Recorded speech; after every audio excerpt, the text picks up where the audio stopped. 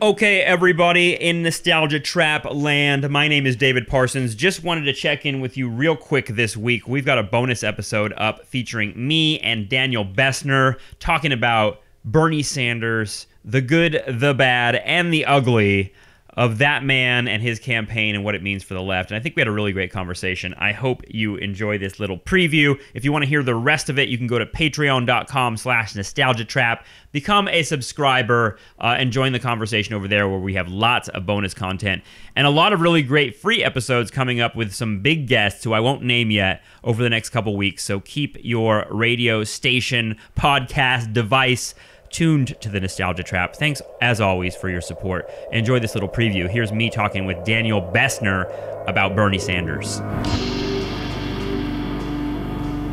The centrist liberal Democrats are the ones that hate him the most, and it seems like that makes sense because they're doing an entirely different project with the Democratic Party. They won the Democratic Party, even though they're not winning national elections. And so it's like, what is Bernie's long game here?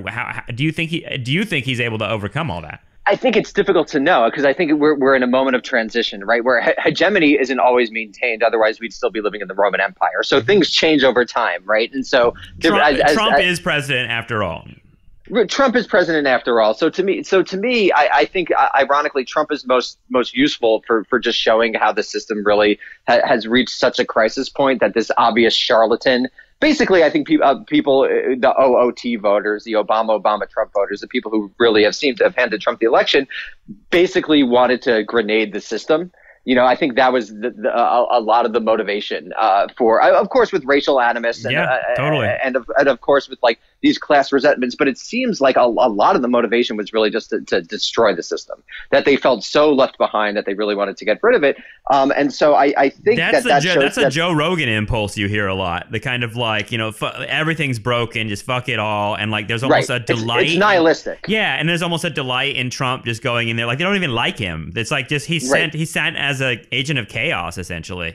Right. But the question in terms of Bernie is that does this indicate that there's actually a space for a counter-hegemonic ideology? Right. Or at least the beginnings of a counter-hegemonic ideology? And I think, if Clinton won, I would have said probably not. But the fact that Trump won, the fact that this really sui generis figure in American politics, or at least modern American politics, he's not really sui generis. We could go back to the 30s with the various Hueys, et cetera, et cetera.